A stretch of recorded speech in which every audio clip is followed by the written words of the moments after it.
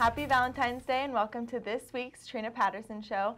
Coach, most recently you posted a overtime win in Wofford in South Carolina this past weekend.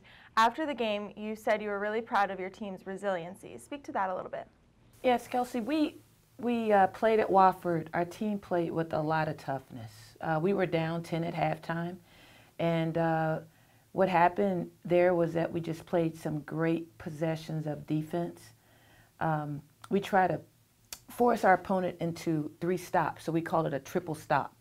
And so that's what we focus on, and we were able to get some key stops and just really just the attitude in the second, the third, and the fourth quarter were something that we've been looking for in our team on the road for a while. And I was just happy that we were able to really dig down deep with the gut check. Key players, and as well as some players off of the bench who came in and did some good things for us. And speaking of that, you had 4 players scoring in double digits. How does it feel to have more than one player that can come in and execute at any time of the game for the win? Well, we have our top 3 scorers, Nadine Solomon and E.J. Ajamba and Tasia Twitty. And, Tasia was able to lead us in scoring with 20 points. She matches her career high. She had 20 at VCU in the non-conference. Nadine has been hot. She's been hot from the 3-point line. She's shooting 50%.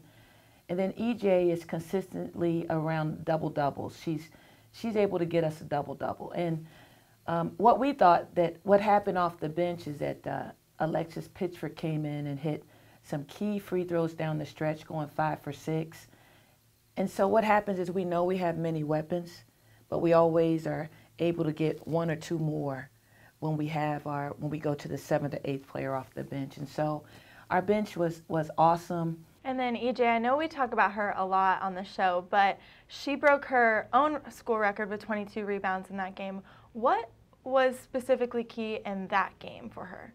Well, EJ is a mature player. She set high goals and high standards for herself. And she always wants to do her best for her teammates. And so her job for that day was to make sure that she rebounded. I think she got 14 defensive rebounds. It wasn't even a lot of offensive rebounds. But if the ball is in her area, she's going to go after every ball. And it was just a pursuit. She pursues. She really goes after it. We talked about it earlier, and that she just had this tunnel vision when she's going after her.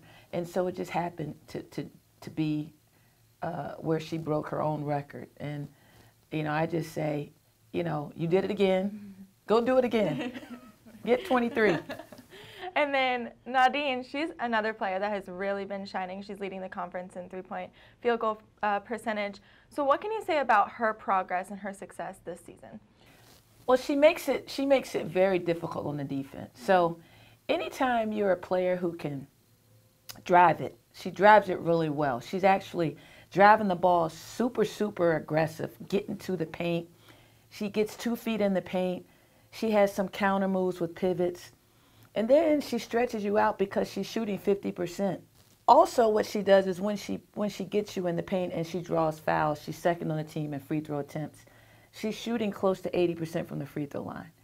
So she makes it very difficult on the defenders. We saw an improvement in Nadine's footwork. We've been working on that, and her 3-point shooting percentage. Earlier this year, it didn't work out as far as the numbers were concerned. But in practice, we see it, and now it's coming to light that her 3-point shooting is 50%. And she's more selective about her shot selection. I think that's one of the things that's helped her 3-point shooting and her selectivity on when she takes it. And then up next you have Samford. Last time you guys fell a little bit short up against them. So what are you guys going to do this time to kind of improve and adjust to hopefully pull out the win? Well, Samford is a tough team. They run a Princeton-style offense. You have to be disciplined on defense with them. You can't give up backdoors. And you have to be able to guard ball screens. So we just fell short. We were 8 points, fell short down there, 8 points. I feel that very confident in what we're doing with our progression, with our defense. Our goal is to make sure that our opponent doesn't shoot over 40%. We've done that for the last 2 games at Furman and on the road with Wofford. We have to be prepared to do that against a very, the pace of that team, it kind of puts you to sleep. And so we just have to have our defensive antennas up, play solid, have our pace, play our style, and then make sure that we are much better on the offensive end also. And then lastly, SoCon tournament is only 3 games away. So what would you like to fine tune and kind of hopefully prepare for to snatch a good seed going into the tournament? So when you're in this part of the year, your goal is to always be on the incline, not on the decline. We are on the incline. We have to be on the incline mentally, physically, and within our team. I think that our team has shown some growth in the last week, and we take each day as a new day. We take each minute of practice as an opportunity to improve. We want to be really good in March. We want to be really good in March in the SoCon, and we're moving in that direction. Okay, thank you so much, Coach. That's all we have with Coach Patterson today, but stick around after the break for more basketball. Hi, I'm Barbara Corcoran. To sell your home on time for the most money, you need a sharp agent with a marketing strategy that creates the most demand. Bottom line, you need a partner willing to put their own money on the line for you. In Greensboro and Winston-Salem, it would be Jason Bramblett. He attracts hundreds of buyers and creates so much demand that Jason can guarantee if your home doesn't sell at a price and deadline you agree to, he will buy it. Partner with the agent I trust. Go online or call and get your home sold. With the $3.50 sub of the day at Subway, there's never been a better time to try something different. Because every day of the week, you can now get a featured 6-inch Subway sub for just $3.50. So mix up your lunchtime routine and treat yourself to the endless flavor combinations at Subway. The $3.50 sub of the day. We took an already great lineup and made it even better. A better price, great taste, and no artificial flavors. The $3.50 sub of the day, only at Subway. I was our main option, and I started every game. Being more of like a role player, I like to do the stuff that can't necessarily be put on a stat sheet. Always being like either the scorer or facilitator, I just did everything for my team. No matter where they played on the court, Anika Yelverton, Angela Ganjoui, and Alexis Pitchford have been used to being one of the 5 starters on the court for their high school careers. This new role at the collegiate level is one that all 3 have adapted to fairly quickly, especially Alexis, who started in 34 of 35 games a year ago.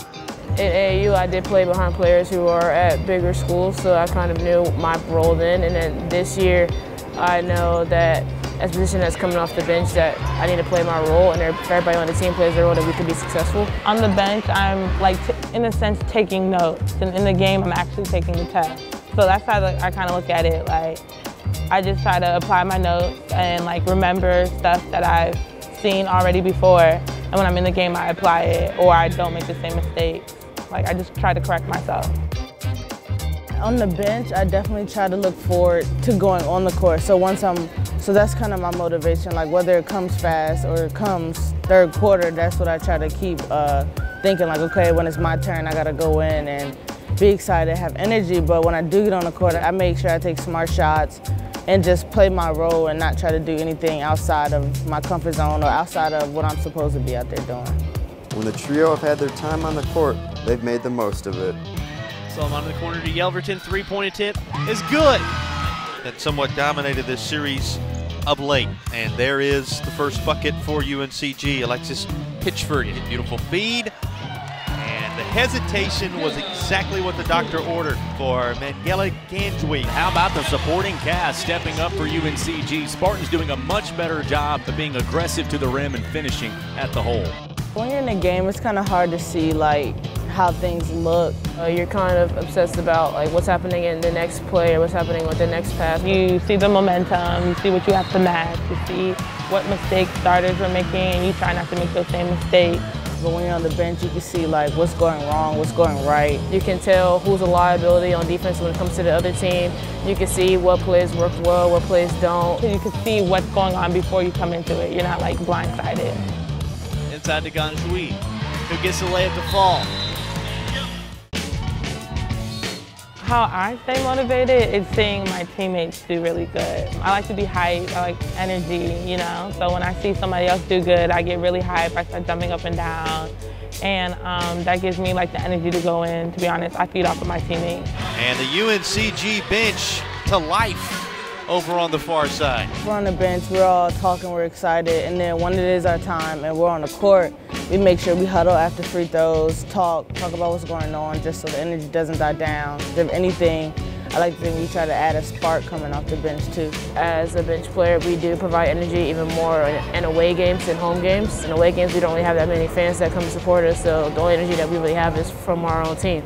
So we call it Benergy, which is basically bench energy, to the point where we help people on our team, help the coaches, help each other, bring energy that we don't get from other outside sources.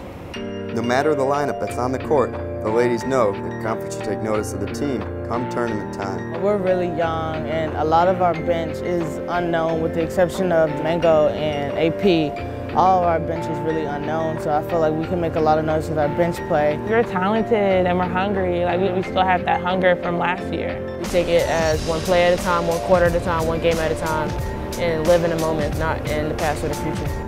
And then even our starters, they were freshmen last year, so still we have a real fresh start. And I think we could just take a lot of teams by surprise. We know the objective is to win, and that's what we want to do. We have a strong inside game, a strong outside game, guards, posts, coaching staff. It's a fan base. I don't think any school in the SoCon can compete with us.